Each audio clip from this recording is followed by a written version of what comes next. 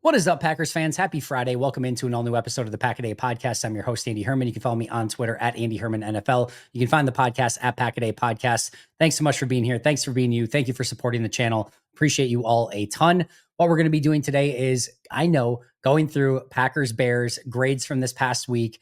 I get we all want to erase that game from our memory. We all want to forget that it ever existed, pretend it never happened. I understand that, but I still think it's fun and interesting to kind of go through who played well, who didn't, and some of the notes from the film review. So that's what we're going to be doing today. Before we get there, shout out to Miguel Quiros for becoming a brand new Pack-A-Day Podcast YouTube member. Appreciate you a ton, Miguel. If you haven't checked out those memberships yet, make sure to do so.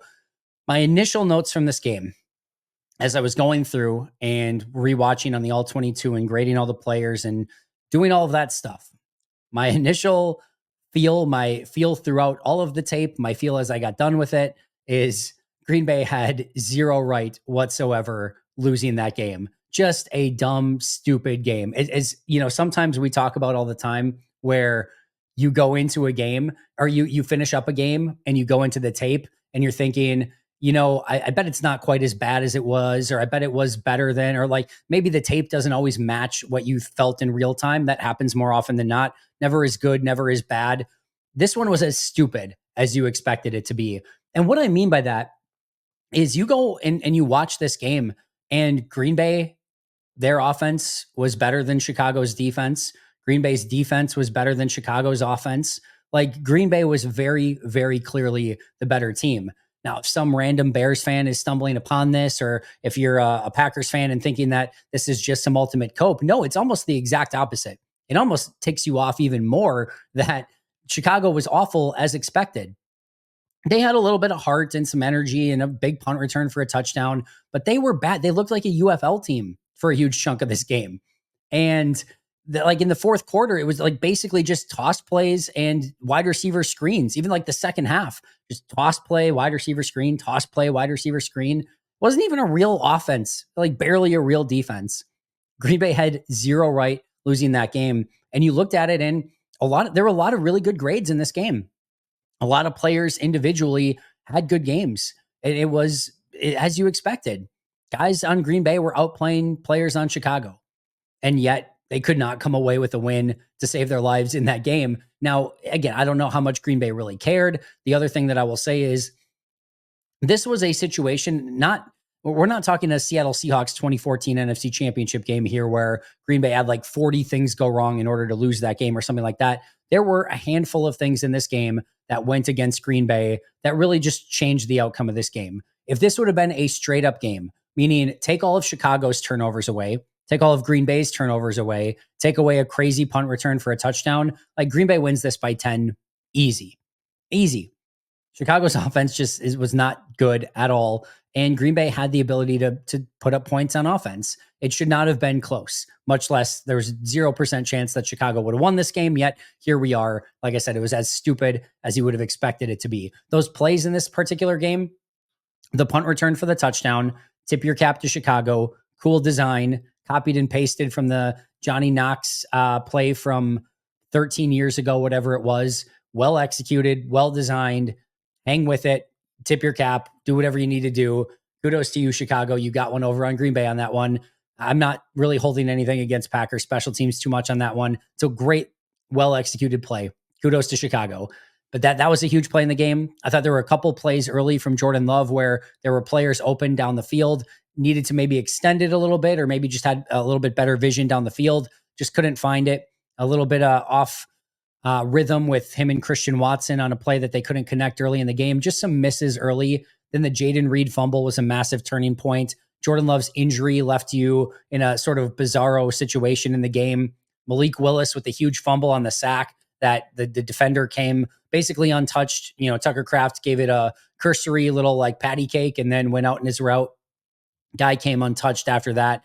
And Willis just took a massive hit and, of course, fumbled the ball. Chicago recovered that. Thought that was a huge turning point in the game. The reverse on 4th and 3, the 2-point conversion holding penalty on Javon Bullard, and then the entire end game scenario from poor timeout management to horse collar to guy wide open along the sideline to awful play call at the end of the game. Just those were the things that were ultimately the difference. A handful of things, 5, 6 things. And really, probably if any one of those goes the other way, Green Bay probably wins this game. It doesn't matter. I'm not saying kudos to Chicago. You won. Congratulations. But this was exactly kind of what you expected the tape to look like. Green Bay had better players, better scheme, better design, and it was just stupid moments for no reason whatsoever that all basically went in Chicago's favor, and Green Bay lost the game in a really dumb way. So that was the resounding feel after watching the tape, pretty much the exact same as all of us felt while watching the game. But that being said, we all know kind of that story already. So let's get through the best and worst players that graded in this game. From an offensive standpoint, highest graded player overall in this game for Green Bay for me, Sean Rhyan, plus 1.15 grade. What an awesome story he has been. There is a argument to be made, and I don't think it's particularly close, if I'm being honest, that Sean Rhyan has been the most improved Packer from 2023 to 2024. I'm not sure who else is in that conversation. Carrington Valentine's making a little bit of a push as of late. I just think it's Sean Rhyan. I think he's been really good. Now, Sean Rhyan has made a name for himself on this list all season long, either in the top 3 or in the bottom 3. There have definitely been some blips in the radar that have gone in the opposite direction. It is what it is. It's going to happen from time to time, but I really love what he has done on the season as a whole. Zach Tom's my highest graded offensive lineman. And then there's a little bit of a step down to Elton Jenkins. And then Sean Rhyan's right below Elton Jenkins with what he's done. He's been an impact blocker. Go back and watch this game. A lot of the big runs by Josh Jacobs, Chris Brooks, Emmanuel Wilson, almost all of them, Sean Rhyan is involved in some way. His pass protection was good. Now, Chicago's interior defensive tackles were not very good in this game. He did at times beat up on a little bit of weaker competition, but that's exactly what you're supposed to do when you're a good player. And Sean Rhyan's really become a good player. I love what he's doing out on the field. I love his impact out there. And he's a starter. He's a legitimately good starter. In my opinion, their third best starter along the offensive line. That's a significant jump from him from a rotational offensive lineman at the end of last year that, quite frankly, I thought John Runyon Jr., who was having a bad year last year, was outplaying Sean Rhyan at the end of the year. But those reps that he got last season have paid dividends, and I think have really got him into a comfort zone. He came into 2024 totally different, ready to play. And I now think you have the opportunity to be able to move on from Josh Myers in the offseason because you feel like you have 5 legitimate starting offensive linemen still in Zach Tom, Sean Rhyan, Elton Jenkins, Jordan Morgan, and Rasheed Walker. And I think that's going to give them the ability to move on if they want to. You can never have enough offensive linemen. You can never have enough depth. We'll see what Josh Myers wants in the open market and if Green Bay's interested in his services still. But this gives them the opportunity to move on if they so desire. A really big game from Sean Rhyan and a really impressive season from him overall. Number 2 on my list, Josh Jacobs, plus 0.8 grade. When he was in there, he was good. And we saw the big runs. We saw the touchdown. We saw Josh Jacobs being Josh Jacobs. But the one thing I really want to call out in this game, I thought this was the best pass pro that we've seen from Josh Jacobs. I want to say 3 different opportunities that he got to pick up blitzes, and all 3 were 3 of the better ones that we have seen from him all season long. And as we get into the playoffs and teams start showing more and more unique designs and exotic blitzes and things that they haven't put on tape, you have to be ready for everything. And you might want Josh Jacobs, when he's in there, to not be put in those situations. You can bet that defenses are going to try to put him in compromising situations to pick up the blitz. He showed in this final game against Chicago, he can do just that. I thought that was the best he picked up the blitz all season long. So when he was in there, only about a half of the game, but classic impact from Jacobs, and even better pass pro than we've seen so far this season. And then number 3, Malik Heath, plus 0.45 grade. His play against Chicago, I'm expecting, is going to get him more playing time against Philadelphia now that Christian Watson is out. The big play he made along the sideline to go up and make a James Jones-esque, or I guess even sort of a Randy Moss-esque catch, high point the ball and go get it. That was an awesome play. I thought he blocked well in this game. Had a couple other plays that he was given the opportunity on. And that's sort of been the name of the game for Malik Heath. When he's been given opportunities, he's made the most of them. And you love to see that. Like I said, I think it's going to open up more opportunities for him. It certainly should. And I'm excited to see what he can do if he does get those opportunities in the playoffs, because he looks hungry. He looks ready. He's been consistent. And again, I don't know how dynamic of a playmaker he can be, although that catch along the sideline, pretty darn dynamic. That's something that he is going to be able to hopefully prove through the remainder of this playoffs that he has a legitimate role on this team moving forward. We haven't seen that step forward from Wicks or Dobbs or Reed or some of these players.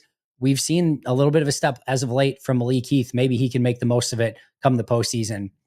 Bottom three for me, Malik Willis, negative 0.6. The fumble was a big one. That's a ball that he has to know in that situation that if there's a blitzer, that Kraft's going to be able to pick him up for a little bit, but he's going to come eventually, and he's got to be able to get the ball out of his hands quicker than that. That was a rough play in the game. He also took a sack on like a 2nd and 2 that turned it into a 3rd and long, a 3rd and 10, where he had multiple opportunities to get rid of the ball and did not get rid of it. A lot of his big plays in this one were really his receivers doing some heavy lifting. Jaden Reed coming back to the ball on a wounded duck throw down the field. It was a good throw to Malik Heath, but Malik Heath was really kind of the one that paid that off. The Tucker Kraft throw was a really good one, the one where he put it in a spot only Kraft could get it. You could argue there were probably better options on that, but hey, if you're going to throw it perfectly, and he did on that play, but just not enough to kind of make up for some of the mistakes and errors. And this one also had the 2-point conversion. I know his thumb was bothering him, but kind of clutched on it and just threw it into the ground on what was really a key 2-point conversion in the game. Just some opportunities there for Malik Willis that he didn't take advantage of. Listen, he's had a really nice season when given the opportunity. This was a little bit of a tougher one. I think clearly his worst performance of the year, but still it's tough in that situation to come in and lead the team back and, have this comeback. He basically did it. He still led the team back to a lead. It's just unfortunate that the defense couldn't hold it at the end. Jaden Reed, negative 0.3 grade. Of course, the big fumble on the end around was the game changer for him. Again, he did have that big catch down the field where he came back to it, made a sliding catch. That was a really good play. A couple other receptions through the course of the day. They couldn't get anything going with him on the end arounds or the reverses. That was not really any fault of Jaden Reed's other than the play where he fumbled. But the fumble is really the reason why he's grading in the negative here. And then the other one was John Fitzpatrick, negative 0.25. Don't need to spend too much time on this one. Had a really bad block that resulted in a negative play. And then outside of that, just wasn't really able to make up for it in any significant way. So he ends up in the negative for that. Some noteworthy performances on offense. Jordan Love, negative 0.05. Again, just some struggles early. I would have liked to have seen him be a little bit more crisp. Now, he didn't get to really get into the game or into any sort of rhythm. I'm sure that probably would have ended up better if he was able to stay in the game and there would have been more opportunities for him. But the injury, of course, cost him that opportunity, not able to get back in the game. Nothing like awful here. No turnover worthy plays, no sacks, no nothing like that. But just some missed opportunities to kind of get some rhythm and some easy throws going early in this one and just couldn't find it early. So slight negative for Jordan. Emmanuel Wilson, plus 0.4 grade. Thought it was a really nice day for him. The big play, of course, the touchdown run following the Malik Heath catch. He goes up the middle. There's nothing there. He bounces it outside and then has the speed and acceleration to get to the end zone and sort of outrace everyone. Just a really fun player. It's been a really nice season for Emmanuel Wilson. He's really made a name for himself. And I thought he had another really, really nice performance in this game. Luke Musgrave, plus 0.3. Really nice to see him get a little bit more involved. He had the play down the field where Jordan Love got hit on the play and he had to come back to it and make that play that Matt LaFleur had to challenge that it was a completion or not, which it was. And then there was another play on a deep corner where he gets open. That's one where I think if Love could have held it for a hitch longer, he would have found Musgrave down the field. Would have been a big completion. He's wide open basically on the play, but nice job on Musgrave there. Also had a couple nice blocks in this one. So this was really our first glimpse at some good Luke Musgrave play this season. It was nice to see and hopefully a sign of things to come for him moving forward. And then Zach Tom and Elton Jenkins. Zach Tom plus 0.35, Elton Jenkins plus 0.3. Both really good games for both of them. Pass protected well, really nice in run blocking. Just solid overall performances by both of those stellar offensive linemen. All right, let's go to the defensive side of the ball. Top three on defense. That just so happened to be PFF and I had the top three the same in this one on the defensive side of the ball, at least. For me, I had all three of them graded exactly the same. Edgerrin Cooper plus 0.4, TJ Slayton plus 0.4, and Carrington Valentine plus 0.4. Let's start with Cooper. His usual freakish, athletic, teleporting self where he's making plays in the backfield and tackles that you just don't think he's going to get to. And then all of a sudden he gets there, but also a handful of plays where he's kind of running himself out of the play, where he's getting out of his gap, not always playing his assignment. Has to clean some of that up this week against Philly. You do that against Saquon Barkley, good night, nurse. It's not going to be pretty, and you're going to have to make sure that you're more assignment sure than that. So he's going to have to get that cleaned up. still really good football and deserving of that Defensive Rookie of the Month award that he picked up on Friday. He's been great, but again, still some rookie things that he needs to clean up, especially against Philadelphia this week. TJ Slayton was awesome, consistently holding up against double teams, getting into the backfield, couple tackles at or behind the line of scrimmage. He's a big time run defender for them. He's been playing well as of late. They're going to need him against Philly. Thankfully, he practiced the last couple days, but I thought this was a really nice performance against Chicago inside. And then Carrington Valentine, good coverage, had the big forced fumble, or at least aided in the forced fumble on DJ Moore late in the game to get the ball back that led to the game-winning field goal. What I will say is there's that final play. A lot of people want to look at him and say he gave up that final completion. He played that exactly like he was supposed to. He was told like his job on that play was to not allow anything to the boundary. Now, could he have laid on the player, tried to waste a couple seconds without, generating a penalty? Yes, there probably should have been a little bit more of an emphasis from him in that situation to delay a little bit more. But outside of that, I thought it was another really nice performance from Carrington Valentine. My bottom three, Aaron Mosby, negative 0.7. The big one here, or the big two here, is he had two opportunities at sacks, dead to rights on Caleb Williams, and didn't finish either of them. Came untouched, screaming off the edge on one, completely missed him. And then late in the game, went airborne for some reason. Don't know why, never go airborne. He jumps up high. Caleb Williams ducks below him, avoids it. That's the one where his knees were almost down eventually. I think Edgerrin Cooper eventually got him down, but he threw it away. Probably should have been an intentional grounding, or at least maybe could have been. But Mosby had him dead to rights well before then. He converts that sack. They probably win the game, quite frankly. That's a game-changing missed sack right there. Instead, it's an incomplete pass. That's a major difference. And again, Mosby had him right there, dead to rights. I know Caleb Williams is elusive, but two would-be sacks. We should be talking about how Aaron Mosby was one of the big impact players in this game with 2 sacks on Caleb Williams. Instead, he ended up with none, and they were both right there for him. So that's why and then a handful of other plays where he just struggled to get off of blocks. But that's why he graded in the negative. Kingsley Enagbare, it's just been tough for him.